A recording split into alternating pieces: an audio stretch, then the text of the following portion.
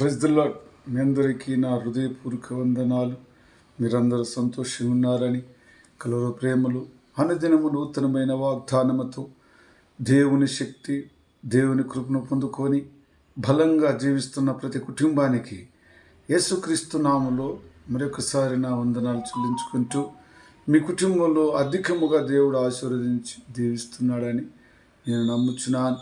అనుదినము వాగ్దానం కోసం ఎదురు చూస్తూ ఆయన నామను ధ్యానించుకుంటూ బ్రతుకుచున్న ప్రతి పిల్లలను దేవుడు ఆశీర్వదిస్తూ అంటున్నాడు. నీ పిల్లలు నేను ఆశీర్వదించదను, దీవించదను, వారికి రక్షణ చూపించేవాడు, నేను బోధన చేసేవాడు నేనే కదా అని ప్రభువే మనకు బోధిస్తున్నాడు. దేవునికి స్తోత్రం. మరి కాబట్టి ఈరోజు ప్రభు మనల్ని ప్రేమించి ఈరోజు ఇచ్చిన వాగ్దానము యెషయా గ్రంథము 54వ అధ్యాయం 13వ వచనం.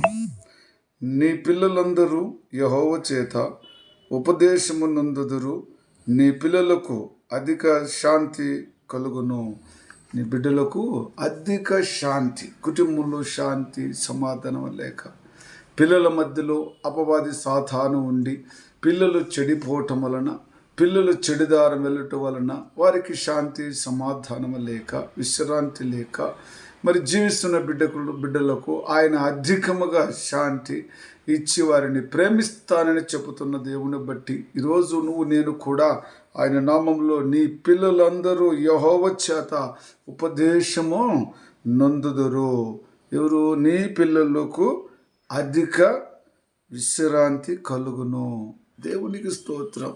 మన తండ్రి ఇలా చెబుతుండంటే ఈరోజు నీ కుటుంబంలో, నా కుటుంబంలో కూడా బిడ్డల యందును తల్లిదండ్రుల యందును ఒక శాంతి లేకుండా, విశ్రాంతి లేకుండా, మరి ఏదో ఇబ్బందులు, ఏదో కష్టంలో జీవిస్తున్న ప్రతి ఒక్కరికి కూడా ఆయన కృపను చూపించి నీ బిడ్డలు నేను ఆశీర్వదించుదును అంటున్నాడు.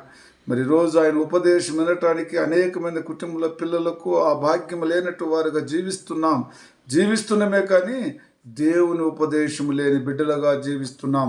వారు తింటున్నారు, త్రాగుతున్నారు, తిరుగుచున్నారు, సంతోషిస్తున్నారు, కానీ వారి జీవితంలో దేవుని మహిమ పొందుకోక దేవుని యొక్క ఉపదేశము విననట్టు వారుగా ఉంటున్నారు. వారికి అన్నీ ఉన్నాయి కానీ దేవుని మహిమ లేనట్టు వారికి నేను ఆ బిడ్డలకు ఉపదేశం ఇచ్చి నీ బిడ్డలను చక్కగా నేను ఏర్పాటు చేసుకుని, ఈరోజు పిల్లలే కాదు తల్లిదండ్రులు కూడా చెడిపోతున్నారు, ఇష్ట ప్రకారము జీవిస్తున్నారు, దేవునికి కనిపించిన వారుగా కనిపిస్తున్నారు కానీ లోకములో తనకిష్ట ప్రకారము జీవించేవారు లేకపోలేదు. అయినప్పటికీ దేవుడు అంటున్నాడు, నా పిల్లలారా నేను మిమ్మల్ని అధికముగా ఆశీర్వదించి విశ్రాంతి కలుగొచ్చేదని అంటున్నాడు. ఇంత మంచి దేవుడు మనకు ఉదయకాల సమయంలో నువ్వెన్నో ఇబ్బందుల్లో రాత్రి అంతా నిద్ర లేనట్టు వారుగా, చింతల్లో, బాధల్లో, మరి ఏది శాంతి సమాధానం లేని బిడ్డలుగా చింతిస్తూ బాధపడుతూ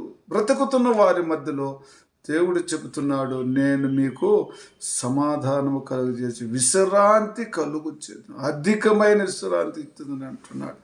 ఇలాంటి దేవునితో ఉదయాన మనం మాట్లాడటం వలన ఆయన కృప మనకు ఉంటున్నది. అయితే నిజమైన దేవుని బిడ్డలు మోకరించి ప్రార్థించి బైబిల్ చదివి దైవ చిత్తములు ఉన్న బిడ్డలకే, ఆయన చెబుతున్న మాటలు ఆయన బోధన వినే వారికే, విని గమనించే వారికే మరి ప్రభు అంటున్నాడు కదా, ఇన్ని దినాలు నన్ను దుఃఖపరిచి నువ్వు జీవిస్తావు, జీవించటం వలన ఫలించటం లేకపోతే ఒకరోజు దాన్ని నశింపచేవాడుగా ఉంటున్నాడు.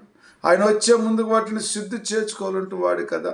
కానీ ఆ శ్రమ, ఆ బాధలు రాకముందే నువ్వు దేవుని నామములో తన పిల్లలుగా ఆయన అన్నాడు కదా, నా పిల్లలకు నేను బోధించుతున్నాను, ఉపదేశించుచున్నాను, నీ బిడ్డలను అధికముగా ప్రేమించబోచున్న ఈ సమయము ఆయనకు తప్పితే ఏరే మార్గాలకు సమయం ఇవ్వకూడదని ప్రభు యొక్క వాగ్దానముతో ప్రభువే మాట్లాడుచున్నాడు. అంతేకాకుండా మరి యొక్క మాట అంటున్నాడు, నిన్ను సృష్టించిన వాడు నిన్ను సృష్టించినాడు, ఆయన నీకే బోధిస్తాడు, ఆయన నిన్ను చక్కగా ఏర్పాటు చేసుకుంటాడు. నన్ను సృష్టించిన గొప్ప దేవుడు, మన మీద ఆయన దృష్టి, మన పైన ఆలోచన. కాబట్టి ఈరోజు ఆయన నేను సృష్టించున్నాడు. కాబట్టి ఆయన అంటున్నాడు, ఇజ్రాయెల్ యొక్క పరిశుద్ధ దేవుడు నీకు విమోచకుడు, సర్వలోకమునకు దేవుడు ఆయనే, ఆయనకు పేరు పెట్టబడి ఉన్నది. చూడండి, ఇజ్రాయేలు యొక్క దేవుడు పరిశుద్ధుడు, విమోచకుడు, సర్వలోకానికి ఆయనే దేవుడు, ఆయనకు పేరు పెట్టబడి ఉన్నది. ఆ దేవుడు అంటున్నాడు, నీ బిడ్డలకు నేను వర్తమానము చెప్పి చెడి మార్గంలో చెదిరిపోయి ఉన్నట్టు వారిని, మారు మనసు లేనట్టు వారికి, రక్షణ పొందుకున్నట్టు వారికి, నా నామమును దూషిస్తున్న వారికి, నా నామముకు దూరంగా ఉంటున్న వారికి నేను వారికి రక్షణ చూపించేవాడిగా, శాంతినిచ్చేవాడిగా, సమాధానం కలుగచేసేవాడు, విశ్రాంతి కలుగచేస్తానని ప్రభువే చెప్తున్నాడు. పరిశుద్ధ దేవుడు ఈరోజు మనతో మాట్లాడుతున్నాడు.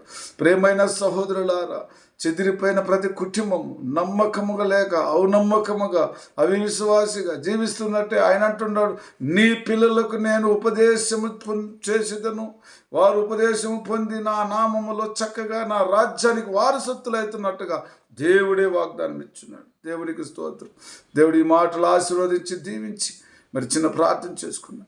ప్రేమ కృప చింకల తండ్రి, పరిశుద్ధుడ, మీ చిత్తములో మీ కృపలు నాయన, చెదిరిపోయిన ప్రతి హృదయమున తండ్రి నాయన, చెదిరిపోయిన హృదయాన్ని కట్టి నాయన పరిశుద్ధుగా చేసి చెడు ఆలోచన చేయకు నా ప్రభు. అయా ఇదిగో తండ్రి, నీ కనులు నా తట్టు తిప్పమన్నాడు కానీ వేరే తట్టు తిప్పుకొని చెప్పినావు.